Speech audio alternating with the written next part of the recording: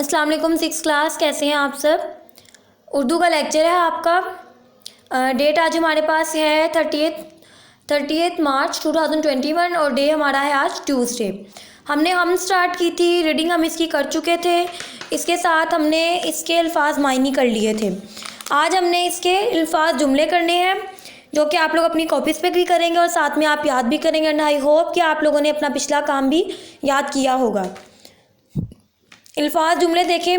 First word है हमारे पास अजीब। अख्तर का हर काम अजीब होता है, यानी कि अजीबो गरीब, जिसका कोई मतलब ना हो, यानी कि वो कोई अलग ही काम करे, उसे हम अजीब बोलते हैं। तो अख्तर का हर काम अजीब होता है। इतर, इतर की खुशबू बहुत प्यारी है, यानी कि जो इतर खुशबू जो है हमारे पास इतर की, वो क्या है, बहुत प्यारी है। हमें उसको जब हम उसको स्मेल कर रहे हैं तो हमें उसकी फ्रेगरेंस बहुत अच्छी लग रही है।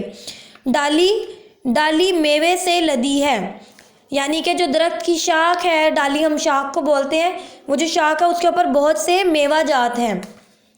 निराली, अनोखी, जावेद की शान ही निराली है, यानी कि जो जावेद की वो है शान है, यानी कि जो उसकी इज़्ज़त है वो बहुत अनोखी है, उसकी अलग ही अपनी शान है, अपनी ही इज़्ज़त है उसकी।